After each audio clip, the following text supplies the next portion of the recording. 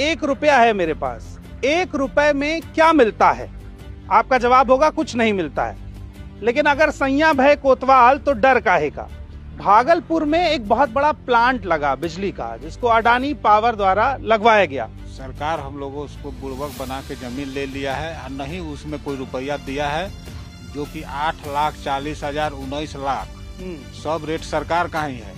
किसान का कोई मांग नहीं है, लेकिन सरकार हम लोगों को इस तरह से एक एक खाता खेसरा, एक ही रकवा का मोजा का, 3 भाई है तो तीनों का 3 रेट दिया गया है। तो जमीन सेम है? जमीन सेम है कि जमीन तो बिक गई, हाँ, अडानी जी को मिली, ठीक, उस पे जो प्रॉफिट कमाएगा, जो फायदा होगा, वो किसको होगा?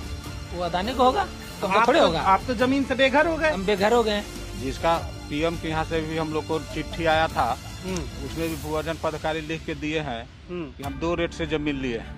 अच्छा। जबकि आरटीआई के तहत सरकार हम लोगों को कह रही है कि टोटल जमीन आप लोगों का 19 लाख रुपया एकड़ हमने लिया है। सरकार ने 1020 एकड़ जमीन अडानी पावर ग्रुप को 1 साल के लिए 1 रुपए की लीज पर दी है। ये जमीन 30 साल की लीज पर दी गई है, यानी 30 रुपए में 30 साल तक 1020 एकड़ जमीन अडानी को सरकार देगी।